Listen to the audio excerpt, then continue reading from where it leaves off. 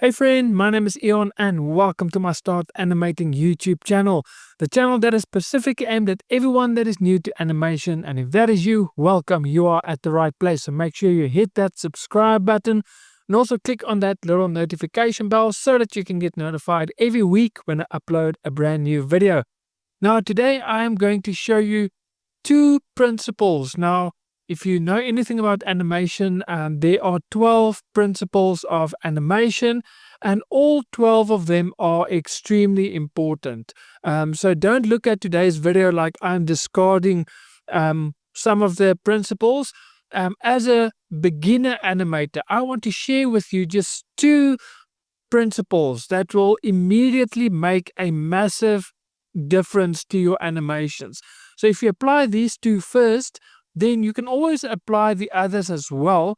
But these two will give you probably the best results very quickly and will really add a lot to your animations. And that is arc. So arc is, to explain it to you, when you animate, nothing moves linear always, okay? Especially when it comes to body movement. Yes, there are objects like if a car is driving, he is driving in a linear movement, obviously. But when it comes to body animation, nothing moves in a linear. There's always an arc. So that's the first one, arc. The second one is squash and stretch. And in today's example that I'm going to give you, it is actually also anticipation. Okay, so in this instance, anticipation and squash and stretch is used at the same time. Okay, so actually, I'm going to show you three, but it is actually two. So it is arc and then squash and stretch and then also anticipation. So squash and stretch is just when something moves fast, it kind of stretch, and when it kind of breaks, it will maybe squash in, especially with the bouncing ball as well. So when the ball drops, it will stretch. When it hits the floor, it will squash, and it will stretch when it goes up again. So it just adds mass to the object that you are animating. And then anticipation is basically when you have a key pose before an action. So, for example, if you want to punch or animate a character that punch, you're not just going to do that. You're going to make him go back and then punch. So when he goes back, that is an anticipation pose, and then he punch. So the anticipation is telling the audience what your character is about to do. Okay, so it's technically those three things that I want to share with you today. So let me show you. Now, I've done this animation a few days off in a few videos back, but I just feel it really adds a lot. So if I can quickly show you what I did here, this is just a animation with no principles of animation to it. Okay, so if I press play, so it is just a character that moves. Now, let me quickly show you one of the problems. So let me select the character and make sure you can see here is the key poses. So from there to there, then there's just she just stands there for a while, pause, and then she moves. Now, the problem is from here to here is a linear movement. So what I mean about it, her head stays in a linear position the whole time. So you can see,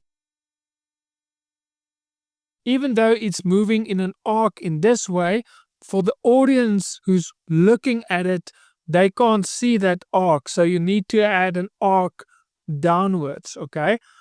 And then the same here. It is just a straight movement with no real arc there. Okay, so let's add an arc in this first one. So how I'm going to do that is pretty simple. So here in the middle, all I'm going to do is I am going to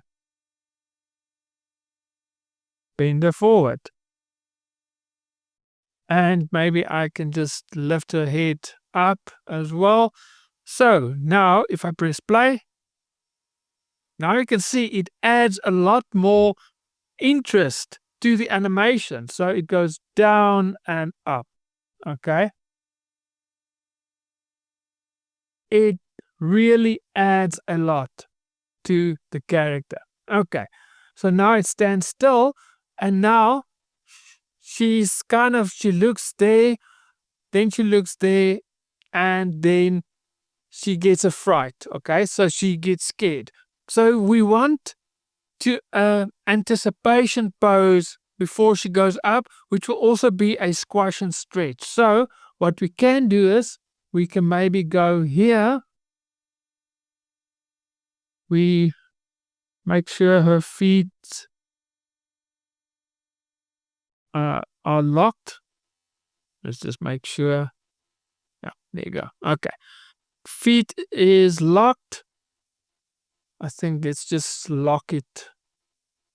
Okay, it is locked. So right about there, first thing we can do is we can let her drop. We can squash her in a little bit more.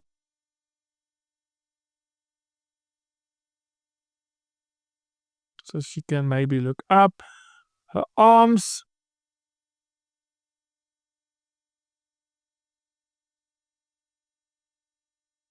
And the other arm right about there. And we bring that forward. So there is a little bit of a squash. So she's going, whoa. And you can see the difference that makes. So let's just add some more squash to it. I think it will add a lot more character. And so and maybe I'm going to go into preview mode.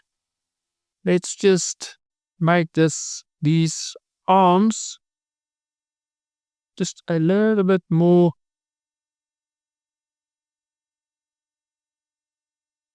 straight, I think, so that there's a little bit more, it looks like she's a bit more shocked. Okay. And obviously this head needs to be tilted a little bit. Okay, and now you can see maybe this movement is a little bit too slow, so we can adjust the timing, make it faster, and that looks a lot better.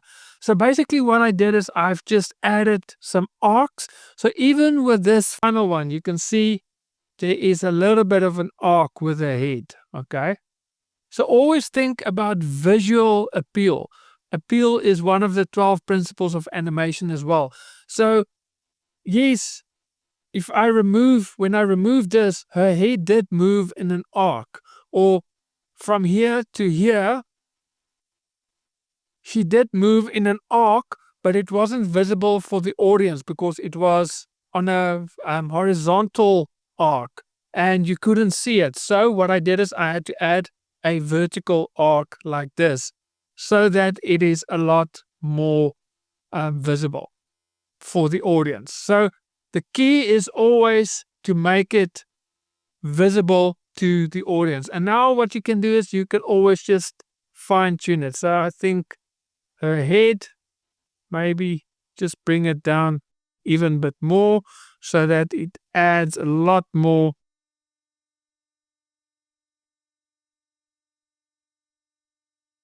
And maybe we can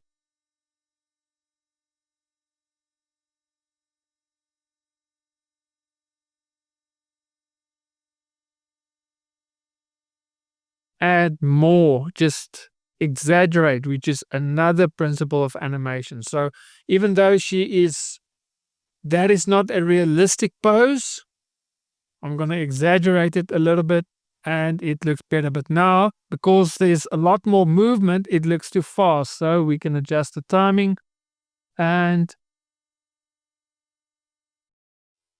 And now you can also do squash and stretch with her face just by squashing her face. So she presses her eyes closed, and then here her eyes are wide open. So now you can add squash and stretch to her facial expression as well.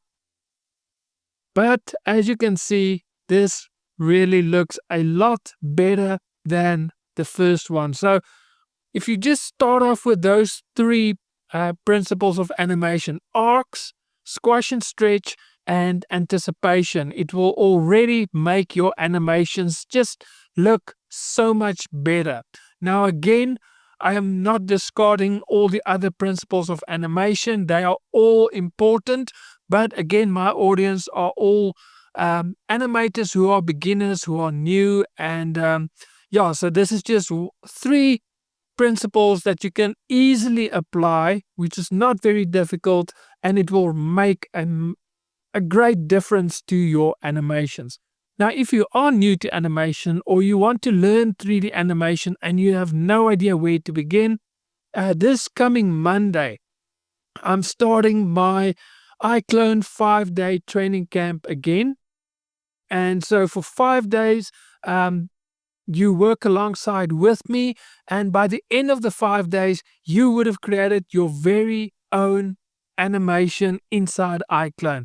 And we cover things from animating a character, adding or doing dialogue, so lip syncing over voiceovers.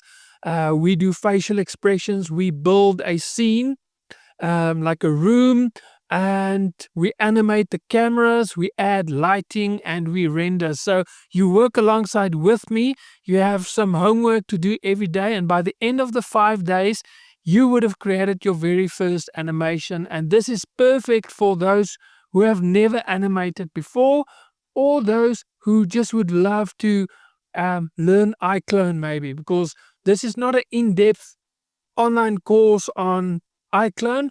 This is for those.